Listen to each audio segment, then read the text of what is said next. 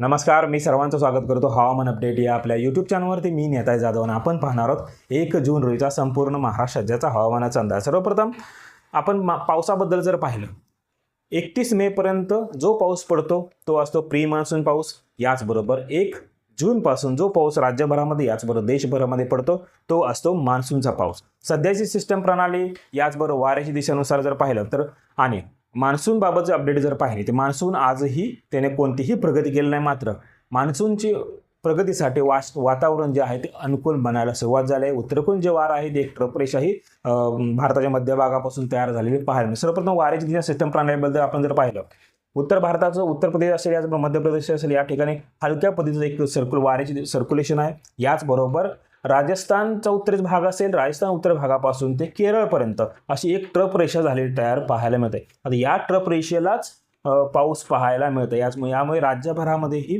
याच्यामध्ये मराठवाडा असेल, खानदेश असेल, पश्चिम महाराष्ट्राचा भाग असेल, याचबरोबर ठाणे किंवा मुंबई असेल या ठिकाणीही आपल्याला पाऊस पाहायला मिळणार आहे. तसेच विदर्भातील जे उष्ण ठिकाण आहेत म्हणजे हीट वेव्ह ज्या ठिकाणी तयार झाली त्या ठिकाणी लाईटनिंग थंडरस्टॉर्म सहित आज पाऊस पाहायला मिळणार आणि येणाऱ्या काही दिवस आपल्याला राज्यात वादळी वाऱ्यासह पाऊस पाहायला मिळण्याची शक्यता आहे. काही ठिकाणी 1-2 ठिकाणी मात्र गारपीट ही आपल्याला पाहायला मिळण्याची दाट शक्यता. याचबरोबर गुजरातचा जो पूर्व भाग असेल, पश्चिम भाग असेल आणि पाकिस्तानचा दक्षिण भाग या ठिकाणी एक सर्क्युलेशन तयार झालेलं आहे. याचबरोबर अरबी समुद्राचं बंगालच्या उपसागराचा उत्तरचा भाग जर पाहिला या ठिकाणी एक सर्क्युलेशन आहे. तसेच वारं जे आहे ते वारं मादागास्कर पासून उत्तर सरकल्यानंतर अरबी समुद्रात जे वारं येते ते वारं लक्षद्वीपचे बेट आहेत त्या बेटापासून दक्षिणला जाऊन कन्याकुमारी याचबरोबर श्रीलंकेच्या दक्षिण भागापासून हे बंगालच्या उपसागरामध्ये पोहोचत आहे. म्हणजे वातावरण जे आहे ते मान्सूनसाठी आता अनुकूल झालेलं पाहायला मिळते. येणाऱ्या काही दिवसातच मान्सून हा केरळमध्येही दाखल होण्याची दाट शक्यता. त्याच्यानंतर त्याचा प्रोग्रेस कसा असेल याबद्दल आपण नंतरच्या व्हिडिओ नक्कीच पाहणार आहोत. तत्पूर्वी आता लेटेस्ट सॅटेलाइट इमेजनुसार पाहिलं आणि आज रात्री पावसाची शक्यता जर पाहिली तर आज रात्री विदर्भातील सर्वप्रथम पाहिलं विदर्भातील चंद्रपूर, भद्रावती, चिमूर असेल, वरोरा असेल, याचबरोबर यवतमाळचा पूर्व भाग असेल, मारेगाव, वणी, राळेगाव, हिंगणघाट, चंद्रपूर, सेतू, याचबरोबर कारंजा, नागपूरचा संपूर्ण जिल्हा नरखेड असेल, रामटेक, काटोल, हिंगणा, नागपूर, उमरखेड, भिवापूर, मौदा हा जो पट्टा असेल या पट्ट्यामध्ये आज रात्री काही ठिकाणी लाईटनिंग थंडरस्टॉर्म सहित 1-2 ठिकाणी गारपीट पाहायला मिळणार आहे व जोरदार स्वरूपाचा पाऊस पाहायला मिळेल. लाईटनिंग थंडरस्टॉर्मची ॲक्टिव्हिटी त्या ठिकाणी पाहायला मिळणार आहे. याचबरोबर गडचिरोलीचा दक्षिण भाग असेल, अहिरी, चिंचोरा, याचबरोबर चारमोशी, गोडपिंपरी या ठिकाणी पाऊस पाहायला मिळेल. तसेच नांदेडचं जर पाहिलं, नांदेडचा संपूर्ण जिल्हा असेल, किनवट असेल, भोकर, बिलोली, कंधार, नांदेड, त्याचबरोबर हिंगोलीचा दक्षिण भाग असेल, बसमत असेल, परभणीचा गंगाखेड असेल आणि लातूरचा अहमदपूर आणि उदगीर या ठिकाणी मात्र ढगाळ वातावरण आज रात्री पाहायला मिळणार आहे. 1-2 ठिकाणी हलक्या स्वरूपाचा पाऊस त्या ठिकाणी पाहायला मिळू शकतो. तसेच परभणीचा पाथरी असेल, जालनाचा अंबड, परतूर या ठिकाणी हलक्या स्वरूपाचा पाऊस पाहायला मिळेल. बीडचा दक्षिण भाग असेल, चंदगड असेल, केज असेल, अंबेजोगाईचा दक्षिण भाग असेल या ठिकाणी शक्यतो ढगाळ वातावरण पाहायला मिळणार. पाटोदा, जामखेड, आष्टी या ठिकाणीही हलक्या स्वरूपाचा पाऊस पाहायला मिळेल. तसेच धाराशिवचा उत्तर भाग, भूम असेल, कळंब असेल या ठिकाणी हलक्या स्वरूपाचा पाऊस पाहायला मिळेल. अहिल्यानगरचा राहुरी, नेवाजा, श्रीरामपूर या ठिकाणी 1-2 स्थानावरती ढगांची निर्मिती झालेली आहे. या ढगापासून हलक्या स्वरूपाचा पाऊस त्या ठिकाणी पाहायला मिळण्याची दाट शक्यता. याचबरोबर खानदेशचं पाहिलं, खानदेशी नाशिकचा पूर्व भाग असेल, याच्यामध्ये येवला, नांदगाव, मालेगाव, तसेच जळगावचा पारोळा असेल, बडगाव, चाळीसगाव या ठिकाणीही आज रात्री पाऊस पाहायला मिळण्याची दाट शक्यता. तसेच पश्चिम महाराष्ट्रातील पुण्याचा जो दक्षिण भाग असेल, याच्यामध्ये बारामती, इंदापूर, साताऱ्याचा ओढू, दहिवडी, फलटण, सांगलीचा आटपाडी असेल, खानापूर असेल, तासगाव असेल या ठिकाणी काही प्रमाणामध्ये हलक्या स्वरूपात पाऊस पाहायला मिळेल. याचं स्वरूप असेल जास्त पावसाचं स्वरूप त्या ठिकाणी ढगाळ वातावरण काही ठिकाणी पाहायला मिळू शकतं. तसेच घाटमाथ्याचं जर पाहिलं, घाटमाथ्याचा पाटणचा पश्चिम भाग असेल, याचबरोबर कोल्हापूरचा पश्चिम भाग असेल, या भागामध्ये ढग दाटले जातील, मात्र पावसाची शक्यता फार कमी आहे. याचबरोबर आपण येणाऱ्या 24 तासात जर पावसाचा विचार जर केला, म्हणजे आज रात्री ते उद्या रात्री पावसाचा खास करून जर विचार केला तर पावसाच्या ॲक्टिव्हिटीमध्ये वाढ होण्याची दाट शक्यता आहे. काही ठिकाणी जोरदार पाऊस आपल्याला पाहायला मिळण्याची ही दाट शक्यता आहे. याच्यामध्ये सर्वप्रथम मराठवाड्याचं जर पाहिलं, मराठवाड्यातील जालना, अंबड, याचं भोकरदन या ठिकाणी 1-2 स्वरूपामध्ये जोरदार स्वरूपाचा पाऊस आपल्याला पाहायला मिळणार आहे. लाईटनिंग थंडरस्टॉर्मची ॲक्टिव्हिटी त्या ठिकाणी पाहायला मिळतील. तसेच परतूर असेल, भोकरदन असेल, याच बसते संभाजीनगरचा बहुतांश संपूर्ण भाग पैठण, औरंगाबाद, कुलाबा, कन्नड, सिल्लोड या ठिकाणी हलक्या मध्यम स्वरूपाचा पाऊस पाहायला मिळेल. गंगापूर असेल, वैजापूर असेल, हा जो पट्टा असेल त्या ठिकाणी आपल्याला ढगाळ वातावरण पाहायला मिळणार आहे.